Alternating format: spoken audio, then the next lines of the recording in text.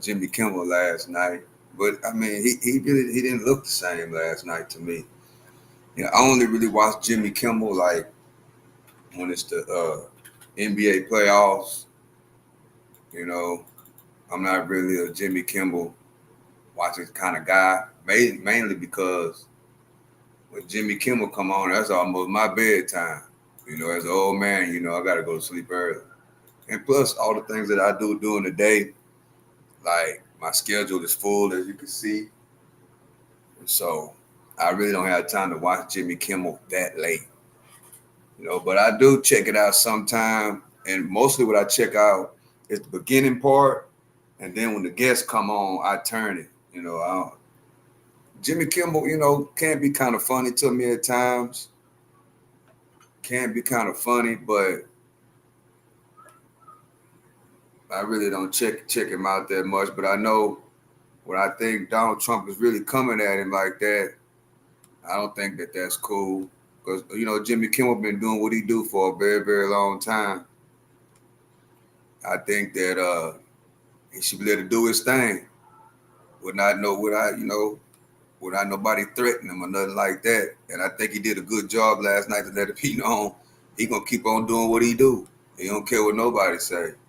You know, I don't think he really meant out to try to disrespect nobody. He was just speaking what he thought. And, you know, a lot of people think, you know, what he said. So he got a right to speak his mind. Okay, let me go over here. I'm trying to get this together. Appreciate y'all for joining me. I'm your host, the one on the Stock Sniper, Jimmy Kimmel. They let him back on. I was kind of surprised that ABC even did that to him. You know, I was kind of surprised. But I think that was mostly out of respect of the wife. That's what I'm thinking. It was mostly out of respect of Charlie Kirk's wife. You know. So we got Donald Trump here at the UN meeting, and which happened yesterday. So I'm just not being able to react to it because, you know, like I said, you know, I'm training for a marathon. I got a lot going on during the day. And when this came on, I was not at the desk. And I really don't like doing it from my phone. I really don't like that. I like streaming from the desk. That's what I like doing. You know, I like this setup. I like the way it looked. You know, the other day, it was a big announcement about autism. So that's why the other day I did it from the phone. You know, sometimes to get the information out to the people, you got to do what you got to do. So that's why if you was watching, when was that? Was that yesterday? I think that was the day before yesterday. Yeah. You know, y'all see me streaming. I rigged it up. You know, I rigged it up so we can, you know, the people can see it. So, and that's what I did. So, you know, you got to get the information out there the best way you can. And that's what I did because there's a lot of people, a lot of kids that are suffering for autism, and some of these medical claims they've been saying for a while now that, you know, in their opinion, Tylenol, you know, if you're pregnant, you shouldn't be taking it. I don't know. You got to talk to your doctor to get more information about that. But I just had to put that information out there, you know, for the people. So here we go, guys. Appreciate y'all for joining me. I'm the host, the one and only Stock Sniper, and we back. We back with another one. And on this one, we got Donald Trump delivering remarks at the United Nations. And of course, he's going to ramble. He's going to go off course. But you got to pay attention to what we need to be paying attention to, you know, and that's just what it is. It's for educational purposes only, you know. And here we go, guys. This is Donald Trump speaking at the UN, United Nations. I hope everybody having a great day. Appreciate y'all for joining me. If you just now joining the channel, make sure you hit the like button and subscribe to the channel. When you hit the like button, that let the algorithm know, that let the people know that this is where we are at. All right, here we go, guys. Let me get it all together. Hope everybody having a great, great morning. Let's go. And I don't mind making this speech without a teleprompter because the teleprompter is not working. I feel very happy to be up here with you nevertheless, and that way you speak more from the heart. I can only say that whoever's operating this teleprompter is in big trouble.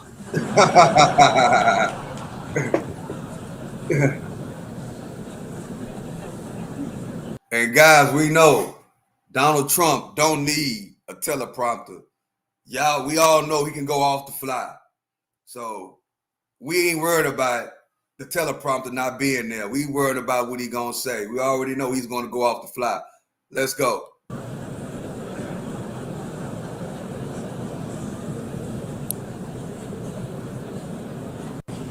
Hello, Madam First Lady. Thank you very much for being here. And Madam President, Mr. Secretary General, First Lady of the United States, distinguished delegates, ambassadors, and world leaders. 6 years have passed since I last stood in this grand hall and addressed a world that was prosperous and at peace in my first term. Since that day, the guns of war have shattered the peace I forged on 2 continents. An era of calm and stability gave way to one of the great crises of our time. And here in the United States, 4 years of weakness, lawlessness, and radicalism under the last administration delivered our nation into a repeated set of disasters. 1 year ago, our country was in deep trouble, but today, just 8 months into my administration, we are the hottest country anywhere in the world, and there is no other country even close. America is blessed with the strongest economy, the strongest borders, the strongest military, the strongest friendships, and the strongest spirit of any nation on the face of the earth. This is indeed the golden age of America. We are rapidly reversing the economic calamity we inherited from the previous administration, including ruinous price increases and record-setting inflation like we've never had before. Under my leadership, energy costs are down, gasoline prices are down, grocery prices are down, mortgage rates are down, and inflation has been defeated. The only thing that's up is the stock market, which just hit a record high. In fact, it hit a record high 48 times in the last short period of time. Growth is surging, manufacturing is booming. The stock market, as I said, is doing better than it's ever done. And all of you in this room benefit by that, almost everybody. And importantly, workers' wages are rising at the fastest pace in more than 60 years. And that's what it's all about, isn't it? In 4 years of President Biden, we had less than $1 trillion of new investment into the United States.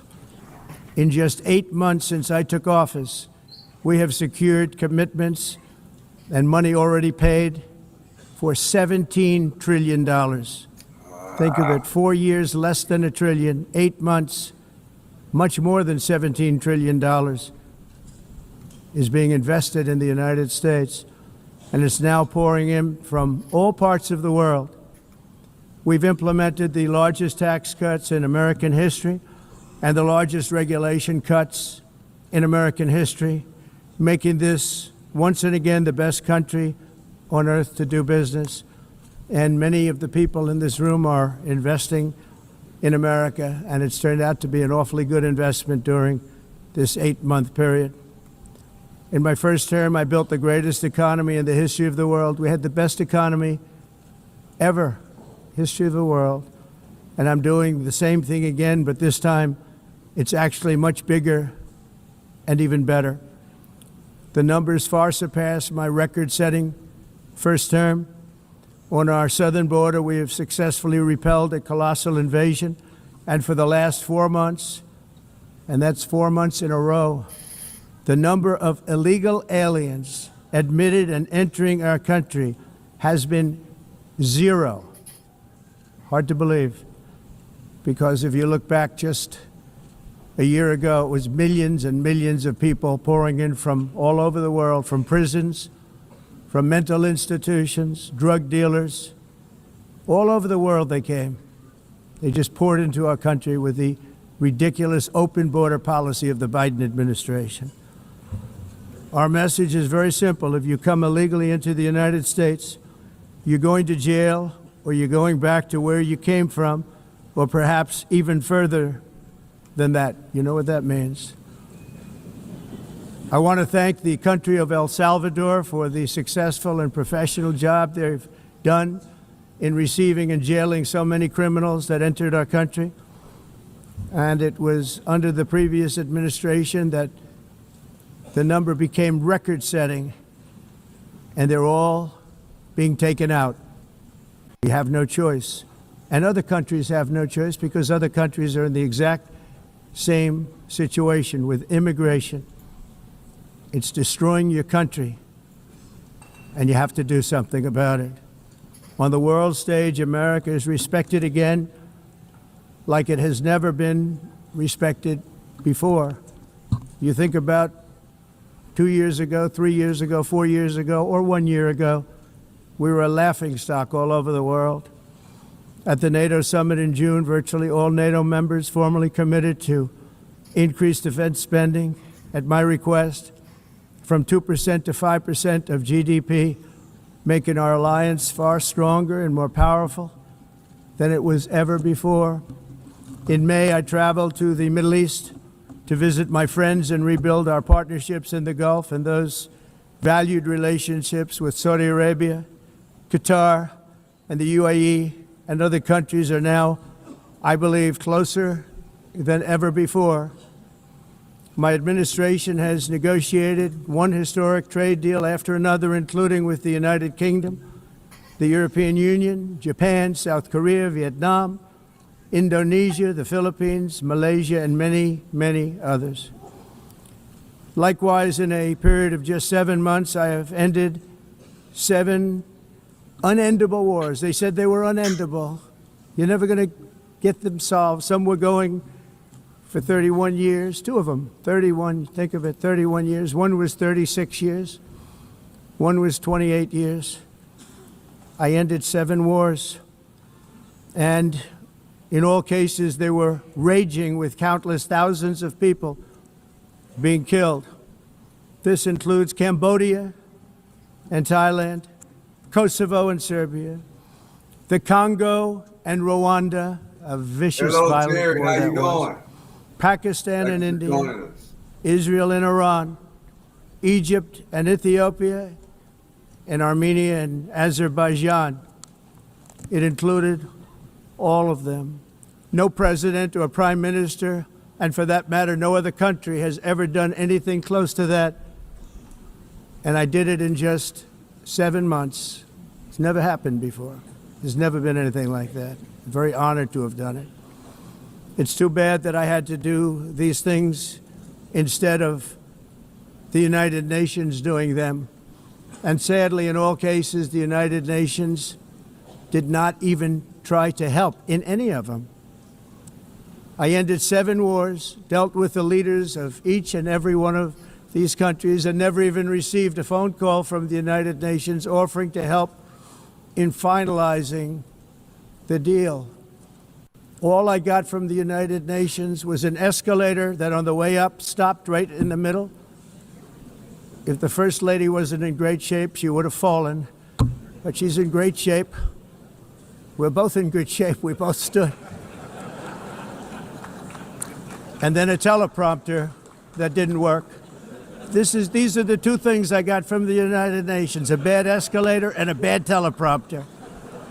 Thank you very much. And by the way, it's working now. It just went on. Thank you. I think I should just do it the other way. It's easier. Thank you very much. I didn't think of it at the... Yeah, we know, guys. He don't like reading that teleprompter. He like speaking his mind. That's why he say, we should just leave it like it was. I like that better. Time because I was too busy working to save millions of lives that is the saving and stopping of these wars. But later I realized that the United Nations wasn't there for us. They weren't there. I thought of it really after the fact, not during these negotiations, which were not easy. That being the case, what is the purpose of the United Nations? The UN has such tremendous potential. I've always said it. It has such tremendous, tremendous potential, but it's not even coming close to living up to that potential. For the most part, at least for now, all they seem to do is write a really strongly worded letter and then never follow that letter up. It's empty words, and empty words don't solve war. The only thing that solves war and wars is action. Now, after ending all of these wars and also earlier negotiating the Abraham Accords, which is a very big thing for which our country received no credit, never receives credit. Everyone says that I should get the Nobel Peace Prize for each one of these achievements. But for me, the real prize will be the sons and daughters who live to grow up with their mothers and fathers, because millions of people are no longer being killed in endless and unglorious wars. What I care about is not winning prizes, it's saving lives. We saved millions and millions of lives with the 7 wars. And we have others that we're working on, and you know that. Many years ago, a very successful real estate developer in New York, known as Donald J. Trump, I bid on the renovation and rebuilding of this very United Nations complex. I remember it so well. I said at the time that I would do it for $500 million, rebuilding everything. It would be beautiful. I used to talk about, I'm going to give you marble floors. They're going to give you terrazzo. I'm going to give you the best of everything. You're going to have mahogany walls. They're going to give you plastic. But they decided to go in another direction, which was much more expensive at the time, and which actually produced a far inferior product. And I realized that they did not know what they were doing when it came to construction, and that their building concepts were so wrong, and the product that they were proposing to build was so bad and so costly. It was going to cost them a fortune. And I said, and wait till you see the overruns. Well, I turned out to be right. They had massive cost overruns and spent between $2 and $4 billion on the building and did not even get the marble floors that I promised them. You walk on terrazzo. Do you notice that? As far as I'm concerned, frankly, looking at the building and getting stuck on the escalator, they still haven't finished the job. They still haven't finished. That was years ago. The project was so corrupt that Congress actually... He is not satisfied with the United Nations, guys. He's saying that the United Nations is treating him real bad. The escalator don't work. All these other things that's going on. For you people don't know, let's look at the meaning of the United Nations. Let's look at that real quick before we go back to his speech. If you don't know what the United Nations are, this is what the United Nations are. The United Nations is a global organization with 193 members, founded in 1945 to maintain, wait, hold on, let me make sure everything's straight. No. Hold on, guys. Okay, the United Nations, if you don't know what the United Nations is, I'm going to tell you right now.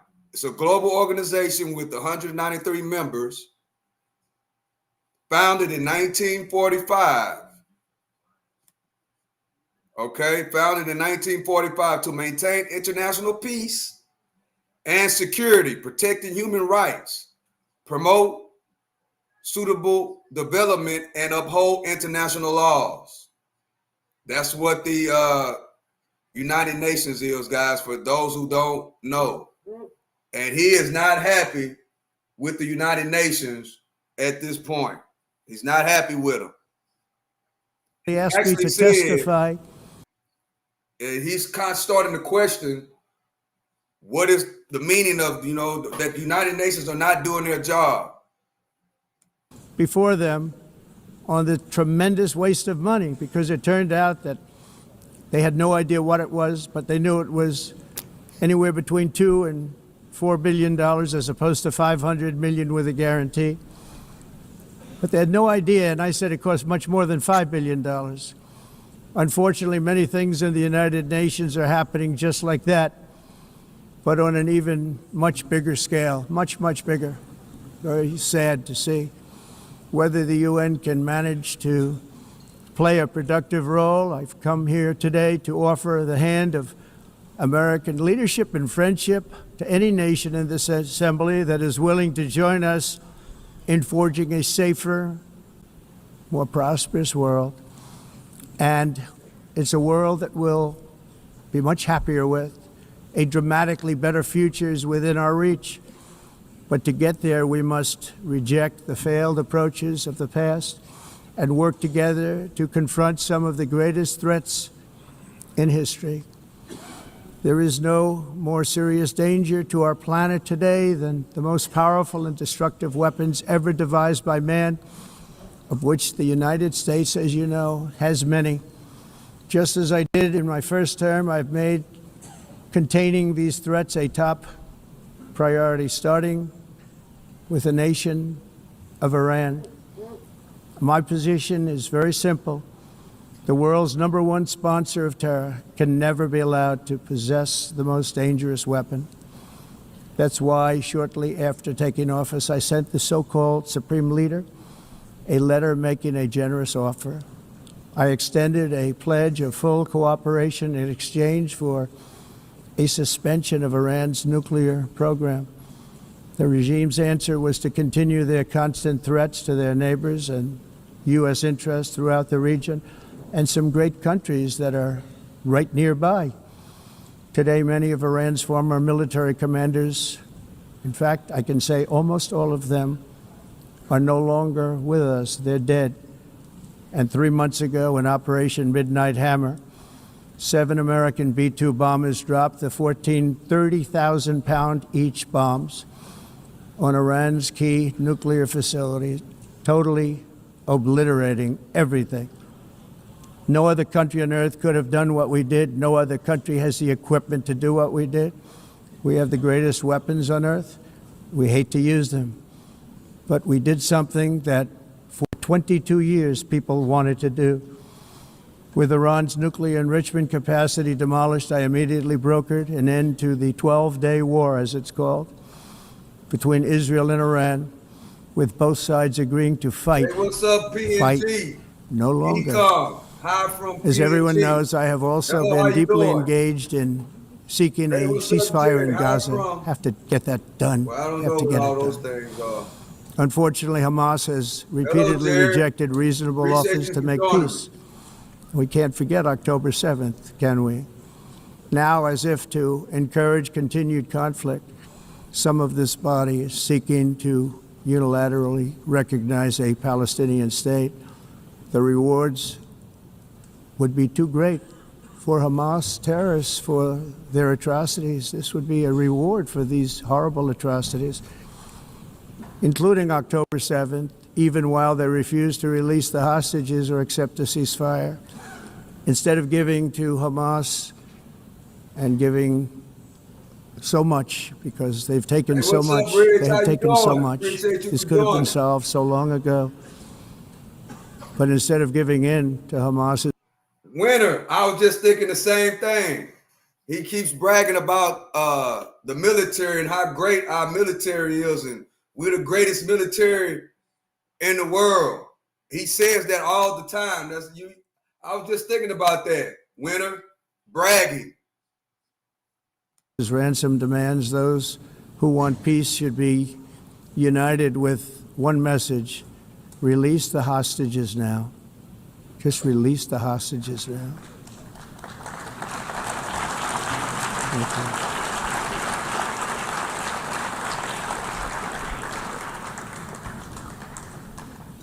Thank you. As we have got to come together, and we will come together, going to get it done. We have to stop the war in Gaza immediately. We have to stop it. We have to get it done. We have to negotiate, immediately have to negotiate peace. We got to get the hostages back. We want all 20 back. We don't want 2. And in my opinion, this is my opinion, chat. I think he needs to stop bragging about the military. That's kind of like, in my opinion, that's kind of like bullying. Well, who agree with that in the chat? That he needs to stop talking about we got the best military in the world. He says that all the time. He's been saying that a lot lately. We have the best military in the world. We got the best military in the world. I take that as like bullying. What do y'all think about that, chat? 2 and 4. As you know, I got, along with Steve Witkoff and others that helped us, Marco Rubio, we got most of them back. We were involved in all of them. But I always said the last 20 are going to be the hardest, and that's exactly what happened. We have to get them back now. We don't want to get back 2, and then another 2, and then 1, and then 3. Have this process. No, we want them all back, and we want the actually 38 dead bodies back too. Those parents came to me and they want them back, and they want them back very quickly and very badly, as though they were alive. They want them. They want them every bit as much as if their son or daughter were alive. I've also been working relentlessly, stopping the killing in Ukraine. I thought that would be, of the 7 wars that I stopped, I thought that would be the easiest because of my relationship with President Putin, which had always been a good one. I thought that was going to be the easiest one. But you know, in war, you never know what's going to happen. There are always lots of surprises, both good and bad. Everyone thought Russia would win this war in 3 days, but it didn't work out that way. It was supposed to be just a quick little skirmish. It's not making Russia look good. It's making them look bad. No matter what happens from here on out, this was something that should have taken a matter of days, certainly less than a week. And they've been fighting for 3.5 years and killing anywhere from 5,000 to 7,000 young soldiers, mostly soldiers, on both sides, every single week, from 5,000 to 7,000 dead young people, and some in cities, much smaller numbers, where rockets are shot, where drones are dropped. This war would never have started if I were president. This was a war that should have never happened. It shows you what leadership is, what bad leadership can do to a country. Look what happened to the United States, and look where we are right now in just a short period of time. The only question now is how many more lives will be needlessly lost on both sides. China and India are the primary funders of the ongoing war by continuing to purchase Russian oil. But inexcusably, even NATO countries have not cut off much Russian energy and Russian energy products, which, as you know, I found out about 2 weeks ago, and I wasn't happy. Think of it. They're funding the war against themselves. Who the hell ever heard of that one? In the event that Russia is not ready to make a deal to end the war, then the United States is fully prepared to impose a very strong round of powerful tariffs, which would stop the bloodshed, I believe, very quickly. But for those tariffs to be effective, European nations, all of you are gathered here right now, would have to join us in adopting the exact same measures. I mean, you're much closer to the city. We have an ocean in between. You're right there. And Europe has to step it up. They can't be doing what they're doing. They're buying oil and gas from Russia while they're fighting Russia. It's embarrassing to them, and it was very embarrassing to them when I found out about it, I can tell you that. They have to immediately cease all energy purchases from Russia. Otherwise, we're all wasting a lot of time.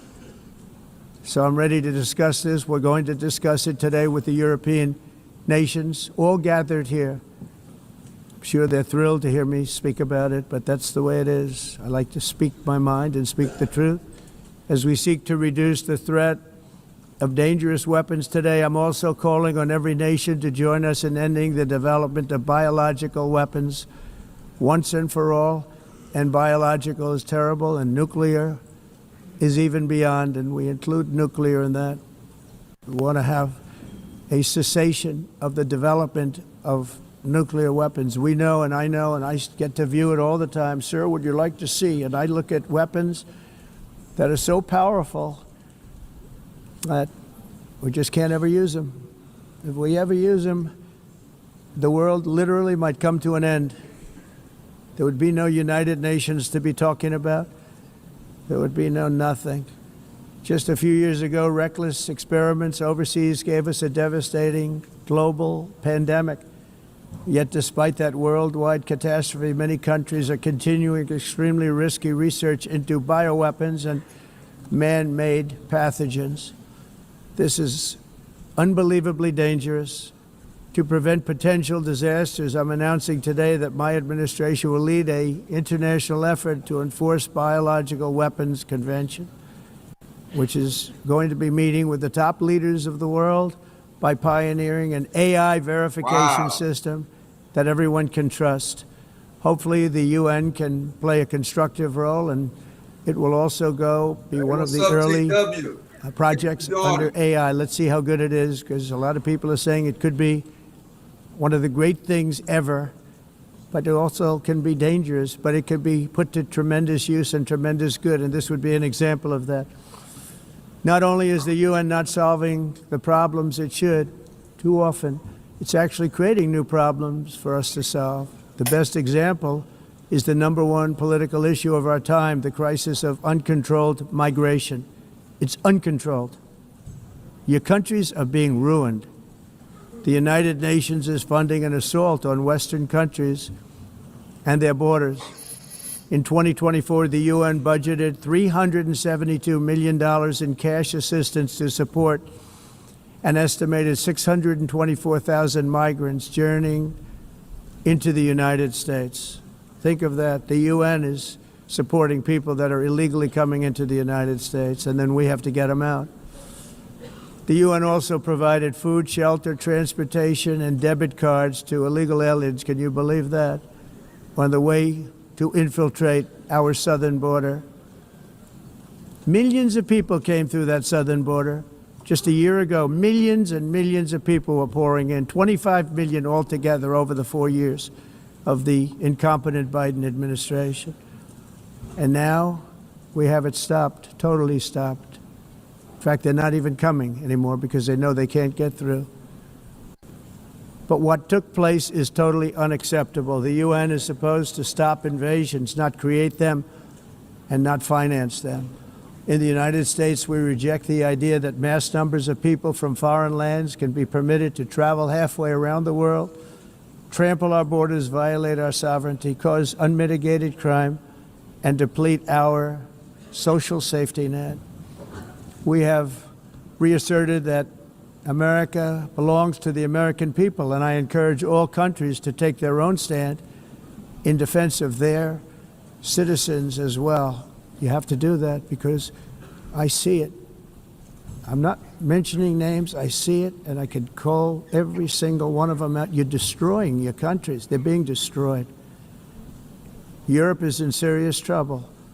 They've been invaded by a force of illegal aliens like nobody's ever seen before. Illegal aliens are pouring into Europe. Nobody is ever, and nobody's doing anything to change it, to get them out.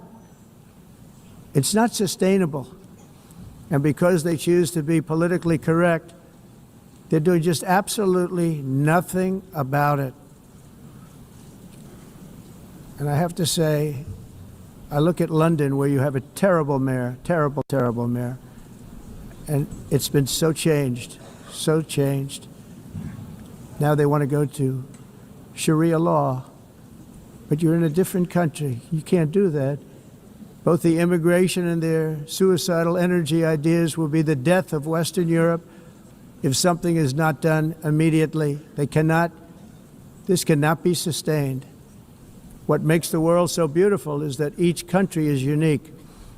But to stay this way, every sovereign nation must have the right to control their own borders. You have the right to control your borders, as we do now, and to limit the sheer numbers of migrants entering their countries and paid for by the people of that nation that were there and that built that particular nation at the time. They put their blood, sweat, tears, money into that country, and now they're being ruined. Proud nations must be allowed to protect their communities and prevent their societies from being overwhelmed by people they have never seen before, with different customs, religions, with different everything. Where migrants have violated laws, lodged false asylum claims, or claimed refugee status for illegitimate reasons, they should, in many cases, be immediately sent home. And while we will always have a big heart for places and people that are struggling and truly compassionate, answers will be given. We have to solve the problem, and we have to solve it in their countries, not create new problems in our countries. And we are very helpful to a lot of countries that are just not able to send their people anymore. They used to send them to us in caravans of 25, 30,000 people each. These massive caravans of people pouring into our country, totally unchecked and unvetted. But not anymore. According to the Council of Europe, in 2024, almost 50% of inmates in German prisons were foreign nationals or migrants. In Austria, the number was 53% of the people in prisons were from places that weren't from where they are now. In Greece, the number was 54%, and in Switzerland, beautiful Switzerland, 72% of the people in prisons are from outside of Switzerland. When your prisons are filled with so-called asylum seekers who repaid kindness, and that's what they did, they repaid kindness with crime, it's time to end the failed experiment of open borders. You have to end it now. See, I can tell you, I'm really good at this stuff. Your countries are going to hell. In America, we've taken bold action to swiftly shut down uncontrolled migration. Once we started detaining and deporting everyone who crossed the border and removing illegal aliens from the United States, they simply stopped coming. They're not coming anymore. We're getting a lot of credit, but they're not coming anymore.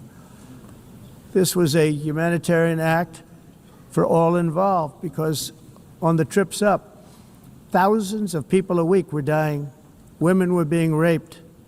Nobody's ever seen anything like it. Raped, horribly beaten, raped.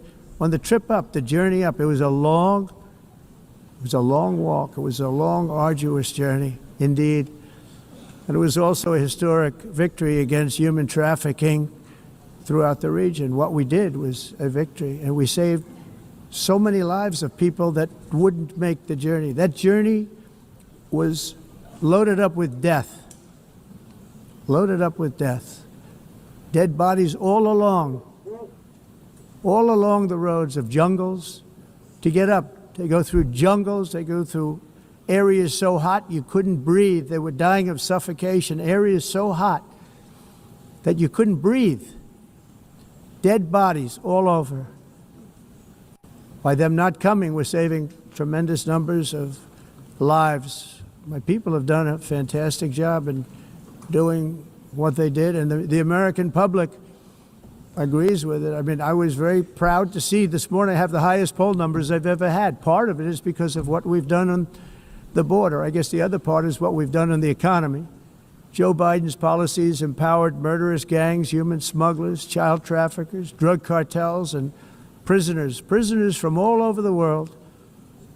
The previous administration also lost nearly 300,000 children. Think of that. They lost more than 300,000 children, little children, who were trafficked into the United States on the Biden watch, many of whom have been raped, exploited, and abused, and sold.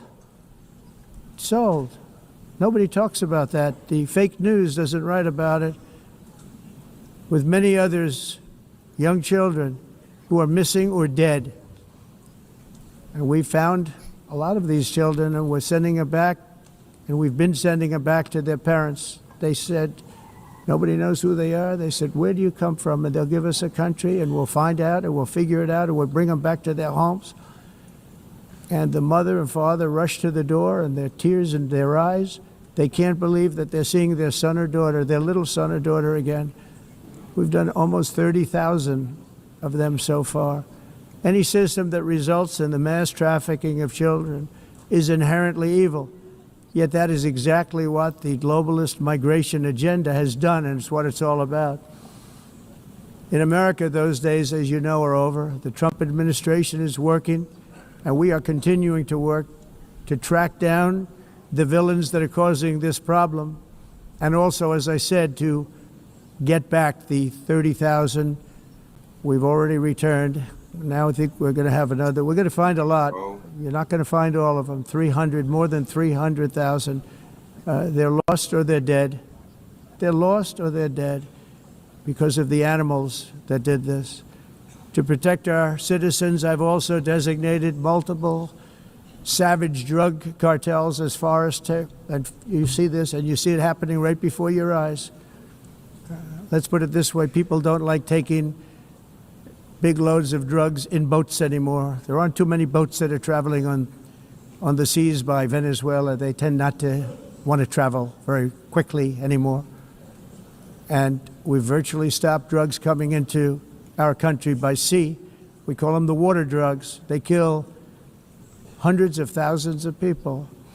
I've also designated multiple savage drug cartels as far as foreign terrorist organizations, along with two bloodthirsty transnational gangs, probably the worst gangs anywhere in the world, MS-13 and Tren de Aragua. Tren de Aragua is from Venezuela, by the way. Such organizations torture, maim, mutilate, and murder with impunity.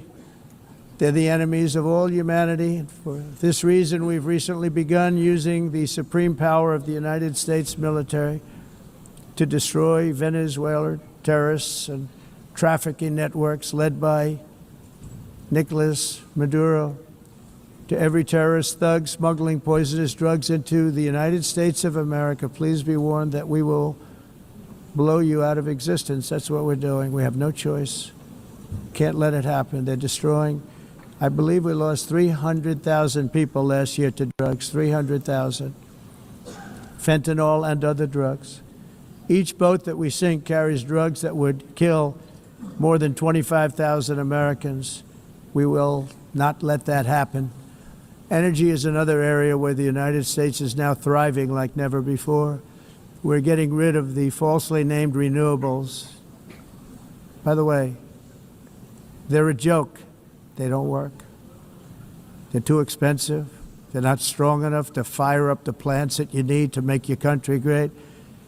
The wind doesn't blow. Those big windmills are so pathetic and so bad, so expensive to operate. Then they have to be rebuilt all the time, and they start to rust and rot. Most expensive energy ever conceived, and it's actually energy. You're supposed to make money with energy, not lose money. You lose money, the governments have to subsidize. You can't put them out without massive subsidies.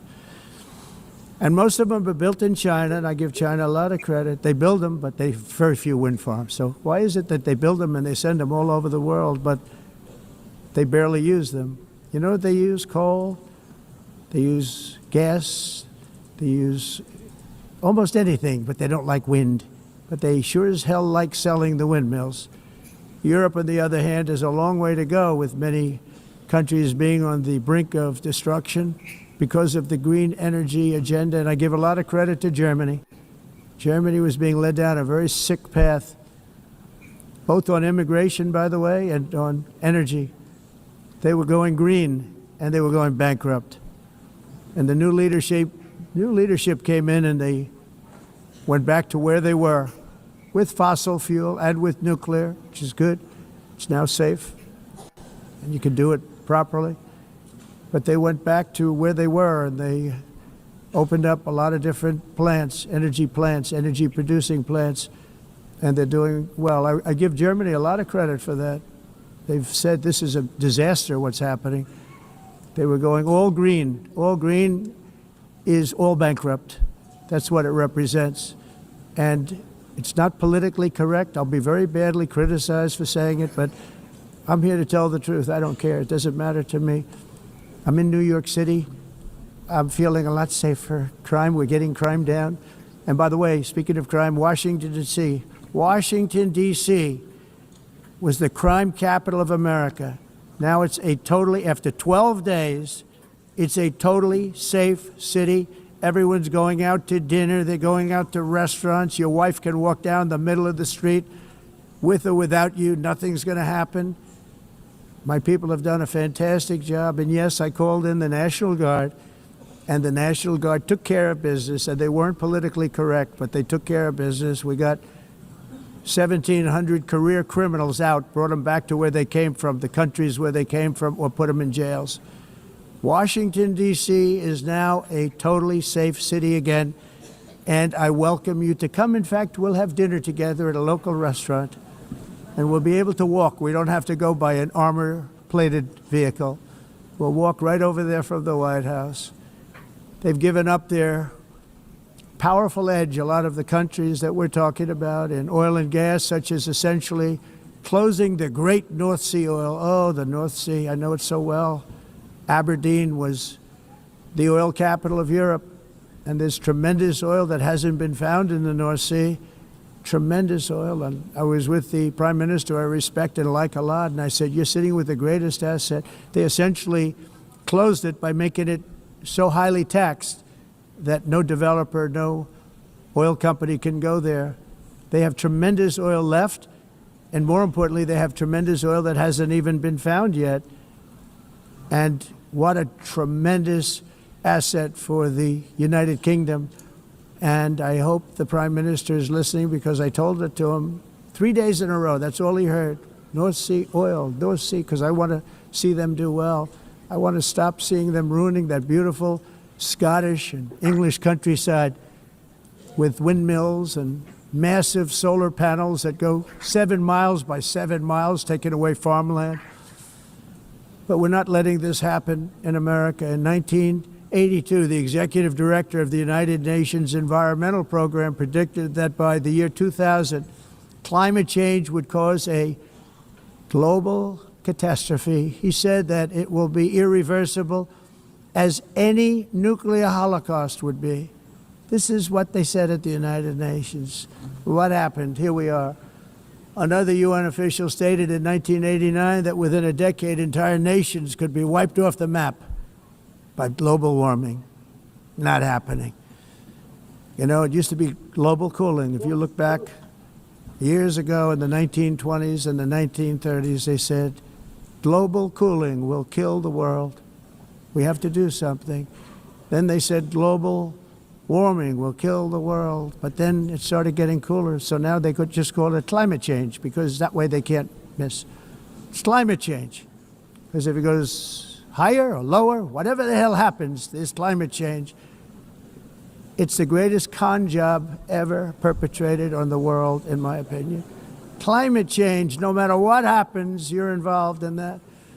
No more global warming, no more global cooling. All of these predictions made by the United Nations and many others, often for bad reasons, were wrong. They were made by stupid people that have cost their countries fortunes and given those same countries no chance for success. If you don't get away from this green scam, your country is going to fail.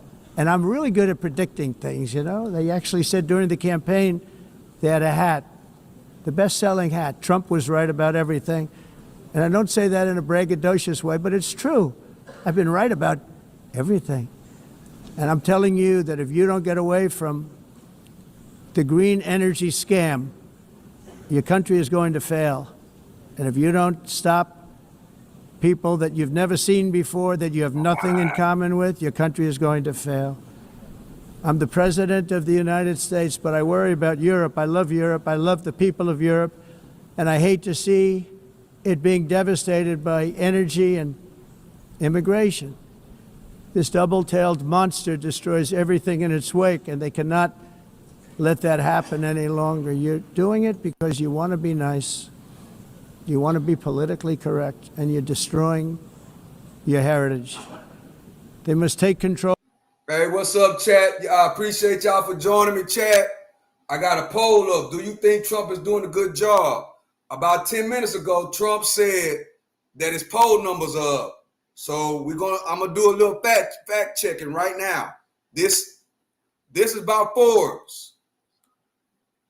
According to Forbes, Trump approval rating.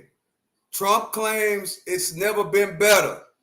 That's what he just said, guys, that his approval rating is the best it's ever been. But according to Forbes, the latest poll shows a decline. President Trump approval rating declined 1 point on Tuesday after Trump said that it's the highest it has ever been, keeping his rating below. This is only one source, which is Forbes. September 23rd, 41% approval. September 19th, 43% approval. So this is Forbes says that his approval rating is declining. That's only one source, guys. So I got to go there. When these people say things, we have to start fact checking them. But this is only one source. So, just take that how you want to take it. So that's why I decided to put up our own poll. Do you think Trump is doing a good job? Go vote, go vote, go vote. Appreciate y'all for joining me, chat. Y'all could be anywhere else, but y'all rocking with me. Let's go. Control strongly and immediately of the unmitigated immigration disaster and the fake energy catastrophe before it's too late. The carbon footprint is a hoax made up by people with evil intentions, and they're heading down a path of total destruction. You know, the carbon footprint was a big, big thing a few years ago. I remember hearing about the carbon footprint, and then President Obama would get into Air Force One, a massive Boeing 747, and not a new one, an old one with old engines that spew everything into the atmosphere. He'd talk about the carbon footprint, we must do so. Then he'd get in and he'd fly from Washington to Hawaii to play a round of golf.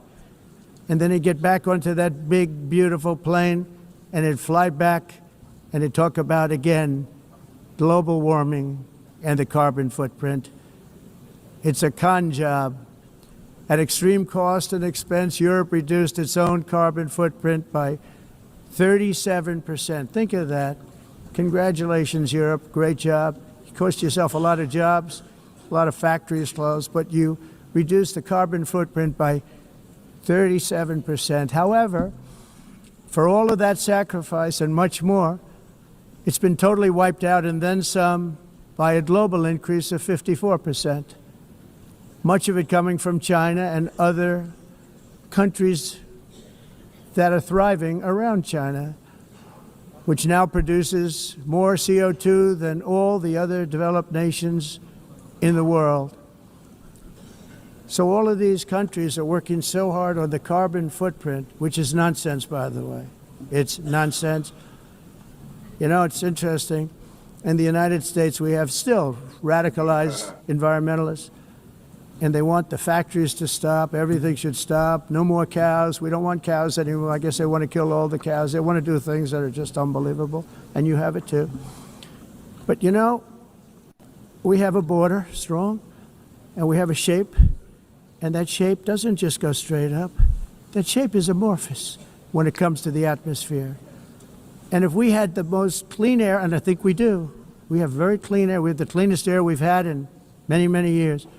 But the problem is that other countries, like China, which has air that's a little bit rough, it blows. And no matter what you're doing down here, the air up here tends to get very dirty because it comes in from other countries where their air isn't so clean. And the environmentalists refuse to acknowledge that. Same thing with garbage. In Asia, they dump much of their garbage right into the ocean.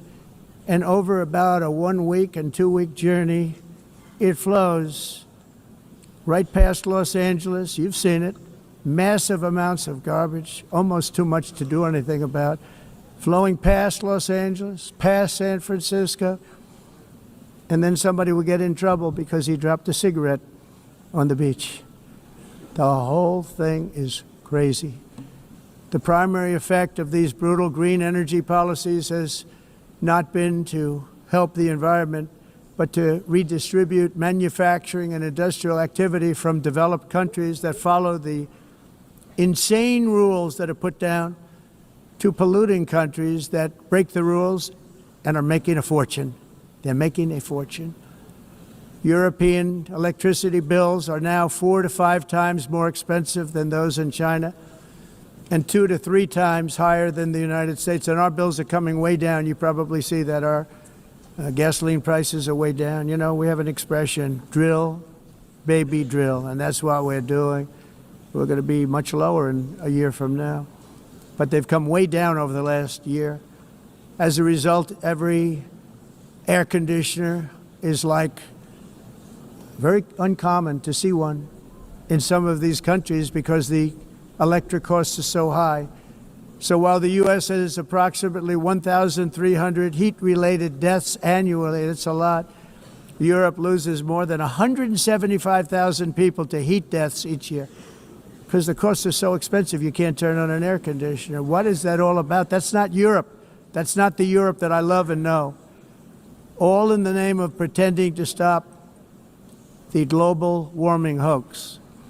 The entire globalist concept of asking successful industrialized nations to inflict pain on themselves and radically disrupt their entire societies must be rejected completely and totally, and it must be immediate. That's why in America I withdrew from the fake Paris Climate Accord, where, by the way, America was paying so much more than every country. Others weren't paying. China didn't have to pay until 2030. Russia was given an old standard that was easy to meet, a 1990 standard. But for the United States, we're supposed to pay like $1 trillion. And I said, this is another scam. The fact is, the United States has been taken advantage of by the world for many, many years, but not any longer, as you probably noticed. I unleashed massive energy production and signed historic executive orders to hunt for oil, but we don't have to do much hunting because we have the most oil of any nation anywhere, oil and gas in the world. And if you add coal, we have the most of any nation in the world. Clean, I call it clean, beautiful coal. You can do things today with coal that you couldn't have done 10 years ago, 15 years. So I have a little standing order in the White House. Never use the word coal, only use the words clean, beautiful coal. Sounds much better, doesn't it? But we stand ready to provide any country with abundant, affordable energy supplies if you need them, when most of you do. We're proudly exporting energy all over the world. We're now the largest exporter. In the United States, we want trade and robust commerce with all nations, everybody. We want to help nations. We're going to help nations. But it must also be fair and reciprocal. The challenge with trade is much the same with climate. The countries that followed the rules, all their factories have been plundered. It's really sad to watch. They've been broken. They've been broken by countries that broke the rules. That's why the United States is now applying tariffs to other countries, and much as these tariffs were for many years applied to us, uncontrollably applied to us. We've used tariffs as a defense mechanism under the Trump administration, including my first term, where hundreds of billions of dollars in tariffs were taken in. And by the way, we had the lowest inflation, and now we have very low inflation. The only thing different is that we have hundreds of billions of dollars flowing into our country. But this is how we will ensure that the system works for everyone and is sustainable into the future. We're also using tariffs to defend our sovereignty and security throughout the world, including against nations that have taken advantage of former U.S. administrations for decades, including the most corrupt, incompetent administration in history, the sleepy Joe Biden administration. Brazil now faces major tariffs in response to its unprecedented efforts to interfere in the rights and freedoms of our American citizens and others, with censorship, repression, weaponization, judicial corruption, and targeting of political critics in the United States. I have a little problem saying this because I must tell you, I was walking in and the leader of Brazil was walking out. We saw him, and I saw him, he saw me, and we embraced. And then I'm saying, can you believe I'm going to be saying this in just 2 minutes? But we actually agreed that we would meet next week. We didn't have much time to talk, like about 20 seconds. They were in retrospect, I'm glad I waited because this thing didn't work out too well. But we did talk. We had a good talk, and we agreed to meet next week, if that's of interest. But he seemed like a very nice man, actually. He liked me, I liked him. But if you, and I only do business with people I like. When I don't like them, I don't like them. But we had, at least for about 39 seconds, we had excellent chemistry. It's a good sign. But also in the past, Brazil, can you believe this, unfairly tariffed our nation, but now because of our tariffs, we are hitting them back, and we're hitting them back very hard. As president, I will always defend our national sovereignty and the rights of American citizens. So I'm very sorry to say this, that Brazil is doing poorly and will continue to do poorly. They can only do well when they're working with us. Without us, they will fail, just as others have failed. It's true. Next year, the United States will celebrate the 250th anniversary of our glorious independence, a testament to enduring power and American freedom and spirit.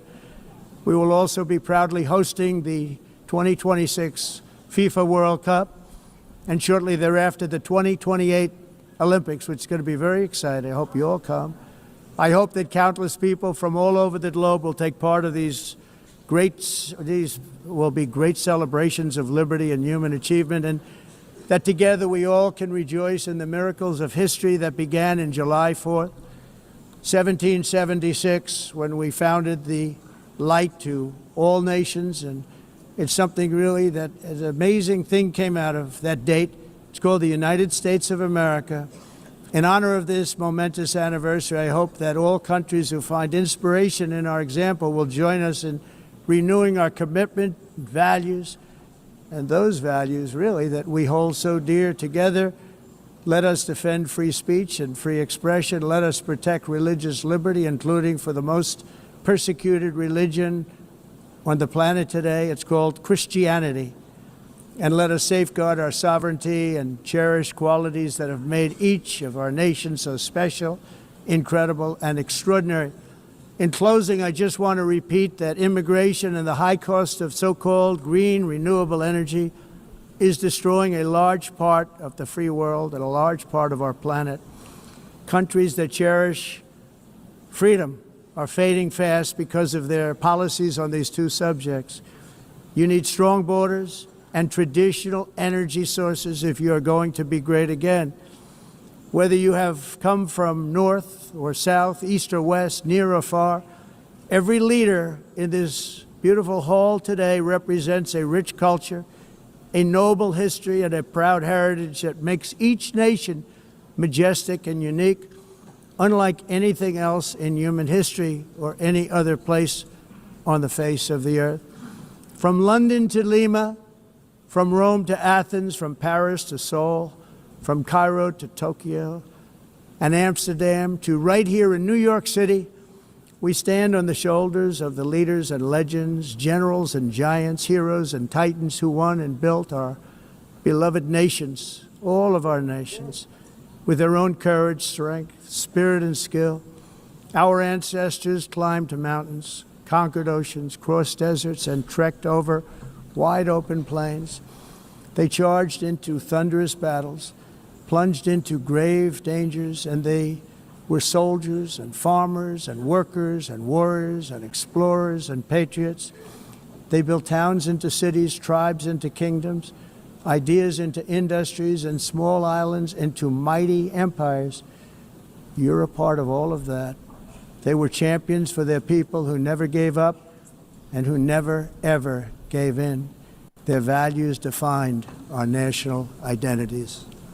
Their visions forged our magnificent destiny. Everyone in this room is a part of it in your own way. Each of us inherits the deeds and the myths the triumphs, the legacies of our own heroes and founders who so bravely showed us the way.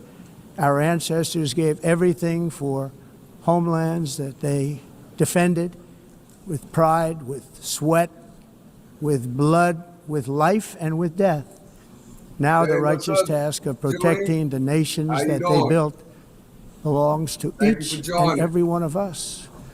So together let us uphold our sacred duty to our people and to our citizens. Let us protect their borders, ensure their safety, preserve their cultures, treasure, and traditions, and fight for their precious dreams and their cherished freedoms.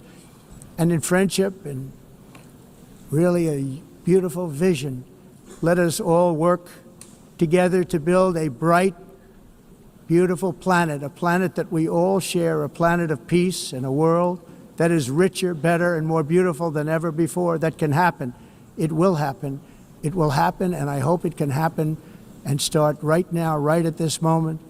We'll turn it around. We're going to make our countries better, safer, more beautiful. We're going to take care of our people. Thank you very much. It's been an honor. God bless the nations of the world. Thank you very much. Bye. Well, that's it, guys. That was not as long as what I thought it was going to be. It's kind of short. Let's go over here to the votes. We got 915 votes. Wow. Do you think Trump is doing a good job? I must admit, I'm surprised by the numbers. 920. Most people in this chat think that Trump is not doing a good job. 52%. And according to Forbes' latest polls, their latest poll said a decline as well. I'm surprised. I'm surprised, guys. Let's see if we can find another one. Newsweek. Let's see.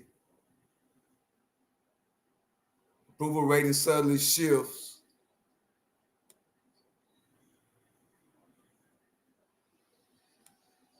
With richest Americans. Is losing ground with one of his most reliable constituencies, the wealthiest America.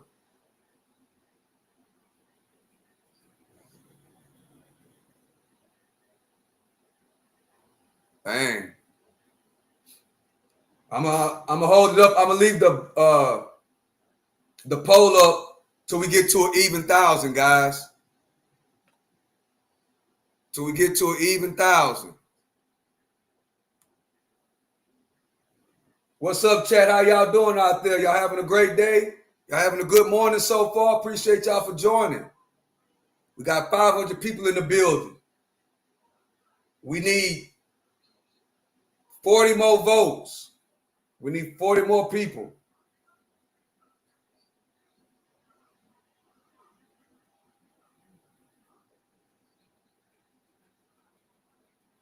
Okay, let's see what else we can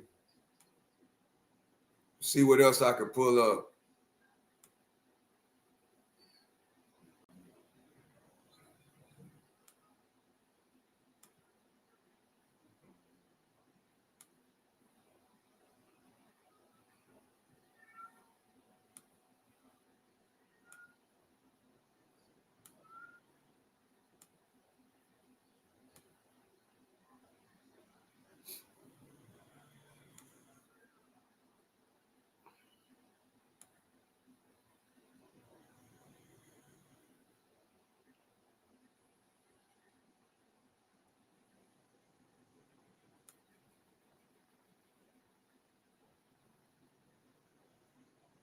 I'm rich.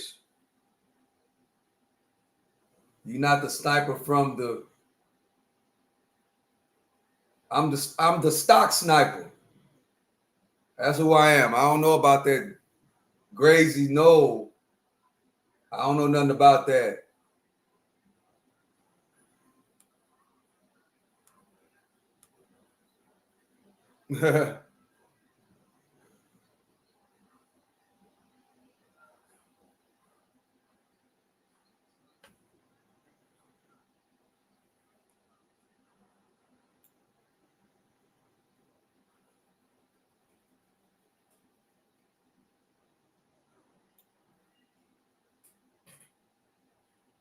You think there's free money for unemployed people?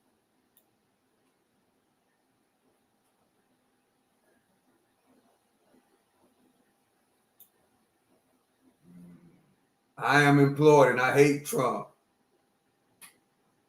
Yusra, hey, how you doing? Appreciate you for joining. Jonathan Rich, I love Trump. 17 more votes, guys. As you coming in the building, go up here and participate in the vote.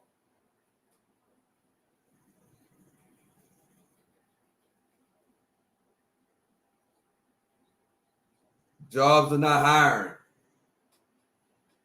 Love it. Funky you, the rest of the world can go scratch. Okay.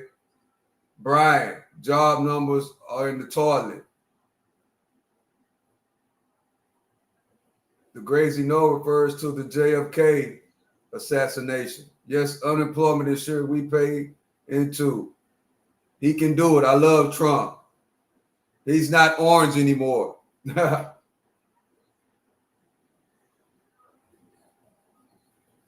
Stay in your basement.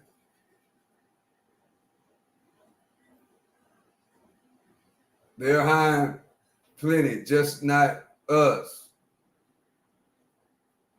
I just got 5 job offers. Congratulations, Greg. 5 job offers. That's great news.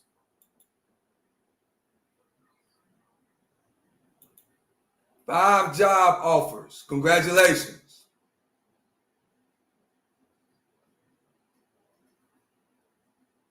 Trump is equals to World War III.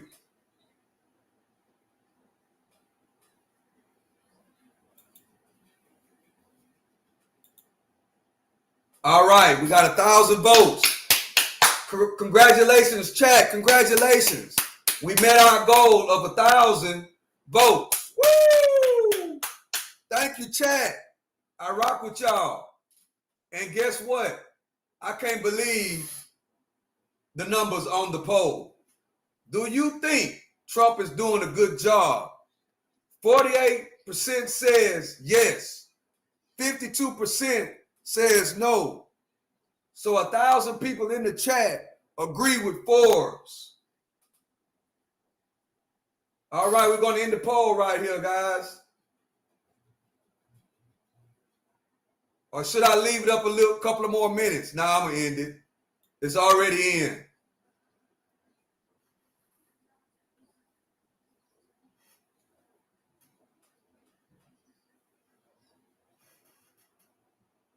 Yeah, I'm surprised, guys, about that poll. I'm surprised. I think we're going to put that poll up again tomorrow. That's what I think we're going to do.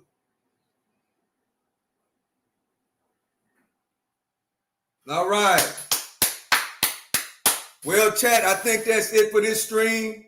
I love and I appreciate y'all for being here. Y'all could be anywhere else, but y'all choose to rock with us, and we really, really appreciate that. Make sure you subscribe to the channel. Hit the notification bell. Tomorrow, we're going to do the same poll just to see. Get some different people inside of the chat to see if we can get, maybe see what happens. We might do this poll every day for the rest of the week to try to see what everybody else thinks. But 1,000 people, that's a lot. So I love and I appreciate y'all, man. I hope y'all have a great, great, great, great day. Thank y'all for coming through and rocking with me. I appreciate y'all and I love y'all, chat. To the next one. I'm out.